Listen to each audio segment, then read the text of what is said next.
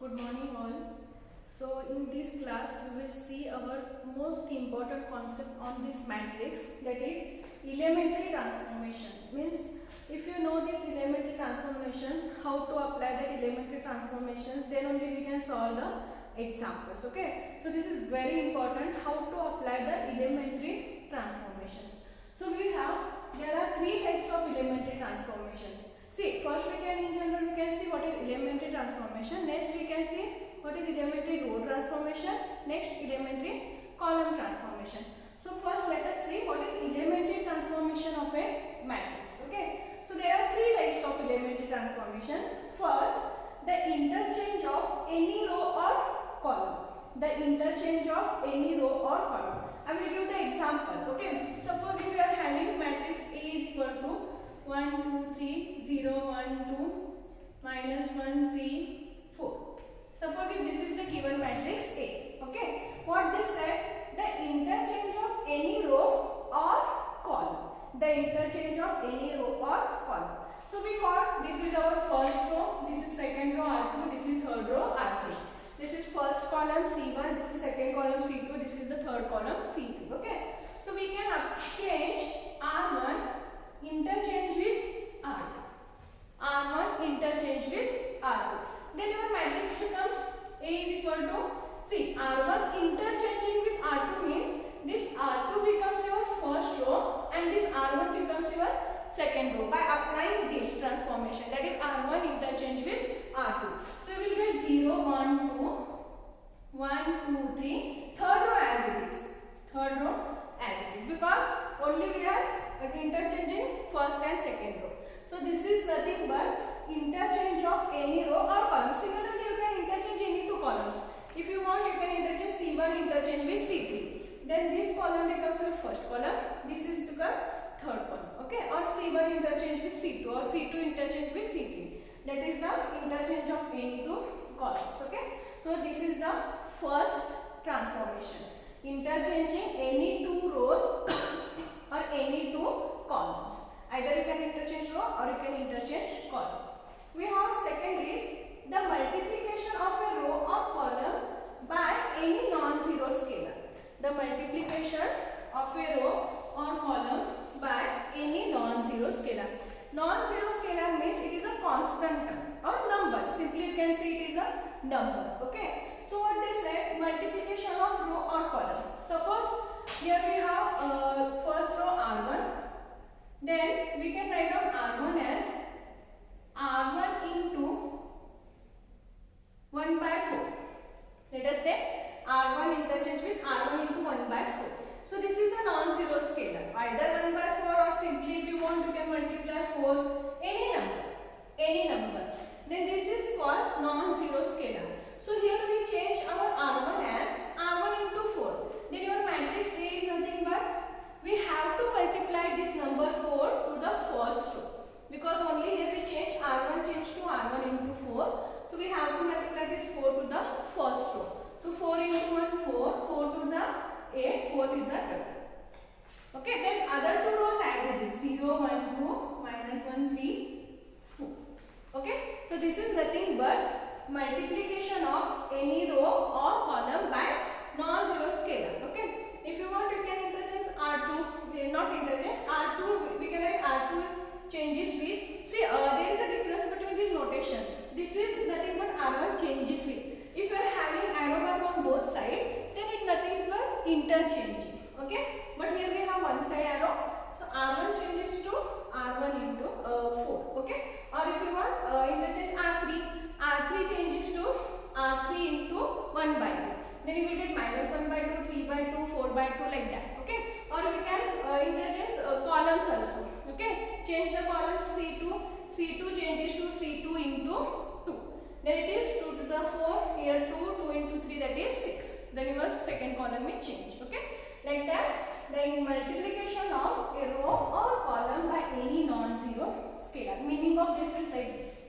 Okay. We can multiply any number to any row or any column. Third one is the addition of k times of any row or column to another row or column. The addition of k times of any row or column to another row or column. This is nothing but here we have matrix A. Then we can write R1, or let us take C1 column. Okay, C1 changes to C1 plus C2. C1 changes to C1 plus C. See here what is it? The addition of k times of any row or column to another row or columns. So here we have changed this C1 and then we add C2 in this column C1. Okay, so C1 changes to C1 plus C2. Then you will get your matrix A is equal to C1 plus C2 means 1 plus 2, 3, 0 plus 1, 1, minus 1 plus 3 plus 2. C1 changes to C1. Here we have changed the C1. So only these column change. These two remains as it is. So 2, 1, 3, 3, 2, 4.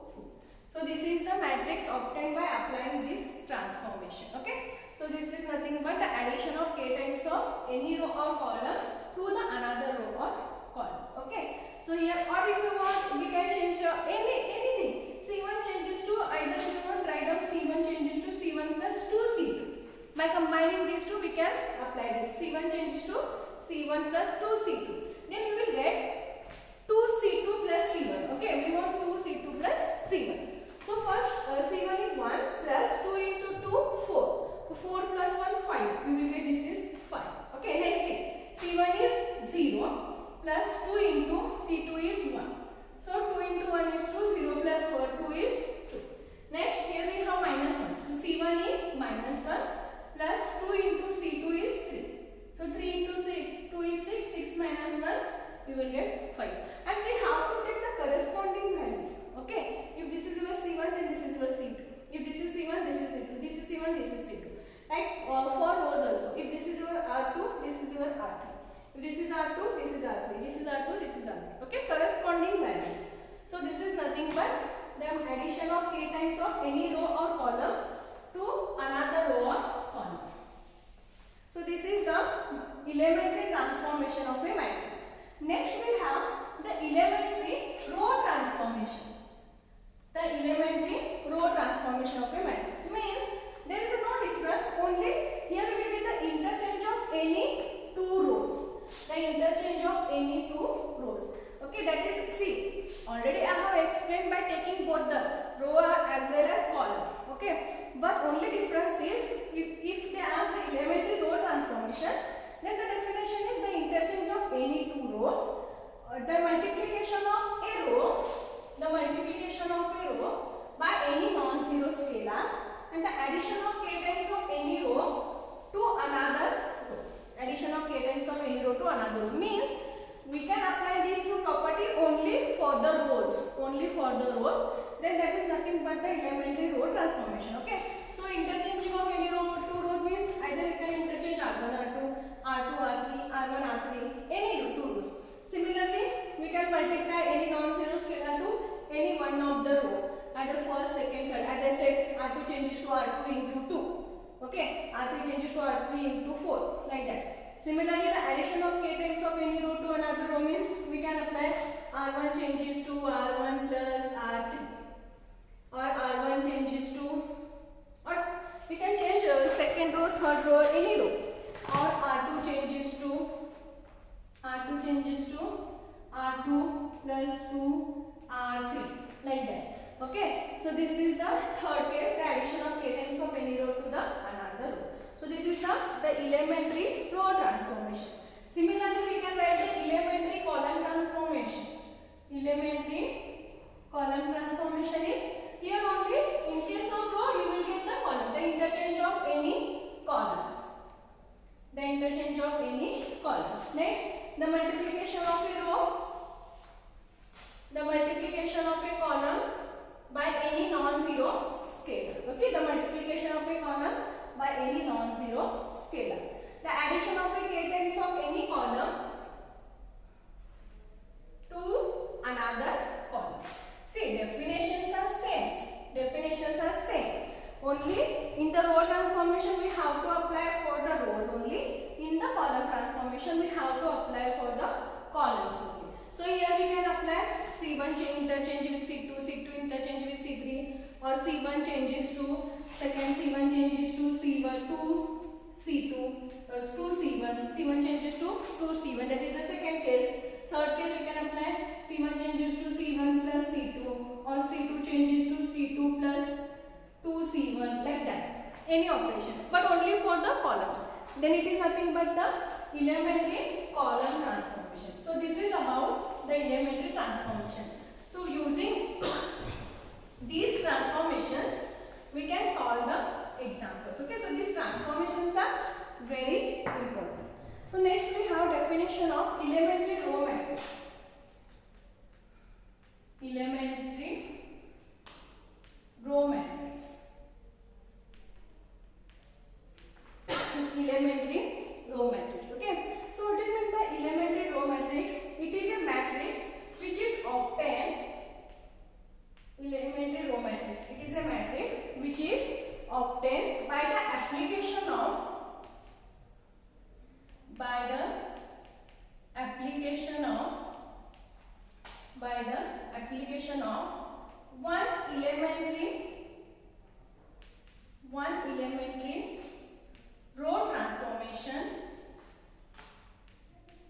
one elementary row transformation, or identity matrix. So you know what is meant by identity matrix. Already I have explained the types of matrices. So identity matrix means if all the diagonal elements are equal to 1 and all non-diagonal elements are 0 in the square matrix, that matrix is called identity matrix. So what is the definition? This matrix, elementary row matrix, can be obtained by the application of only one elementary row transformation. See, already I have seen there are 3 types of elementary transformation. So among that 3 types, we can apply only one transformation on identity matrix. So for example, let us say we have identity matrix is 1 0 0 0 1 0 0 0 1. This is nothing but identity matrix of order 3. So what they said? Application of only one elementary transformation. So either you can apply first transformation, or you can apply second, or you can apply third. Okay, that is interchanging of any two rows with respect to row. Okay, or multiplication of any non-zero scalar to any row, or third addition of k times of any row to the another row. So we can apply R1 changes to R1 plus R2. Okay, let us take R1 changes to R1 plus R2. Then your matrix I becomes R1. 1 plus 0, 1. 0 plus 1, 1.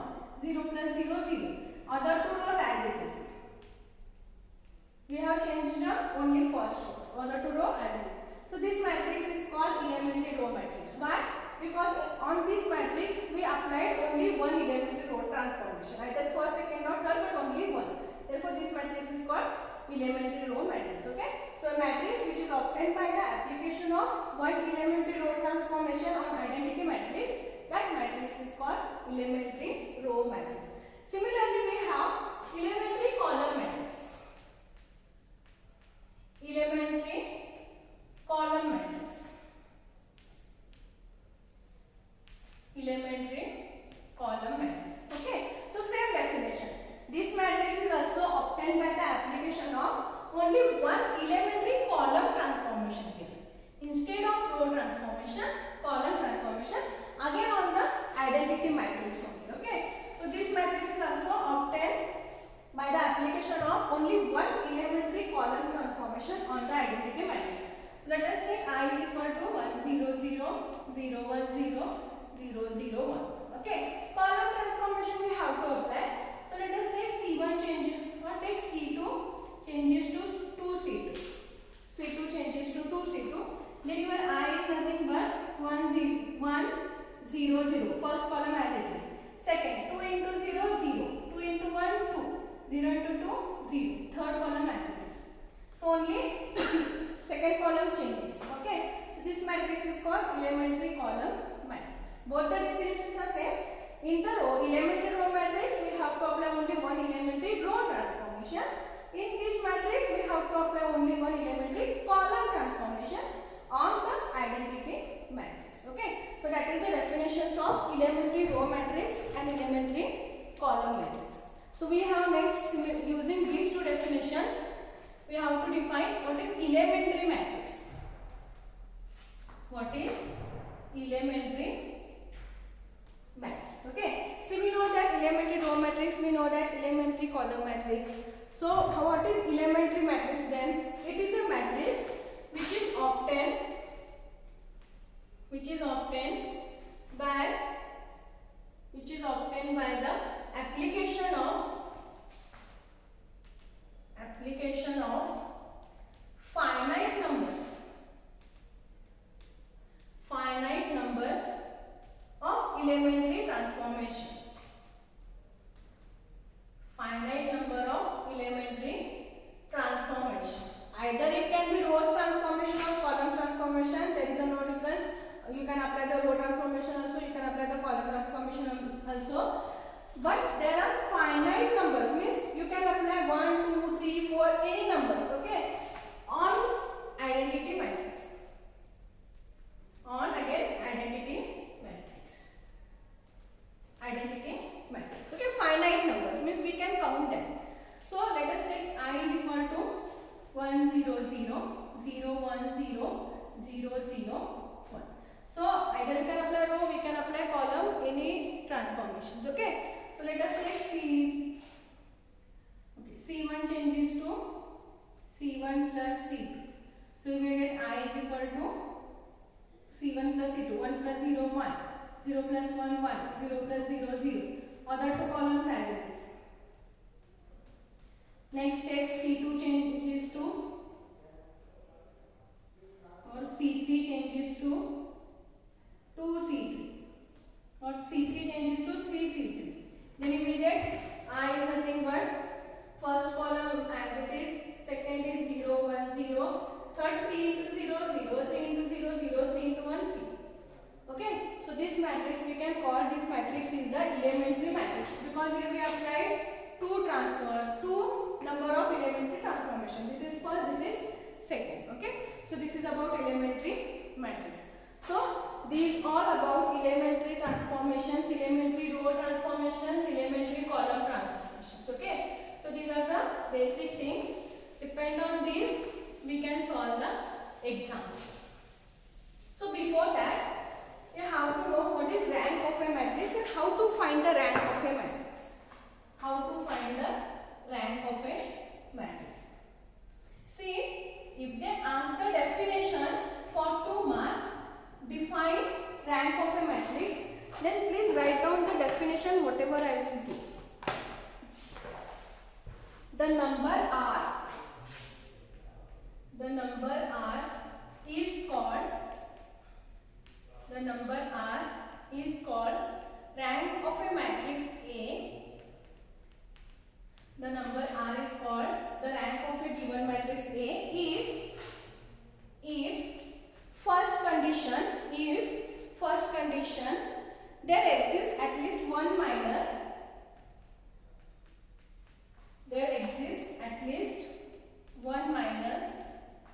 of order R which is not equal to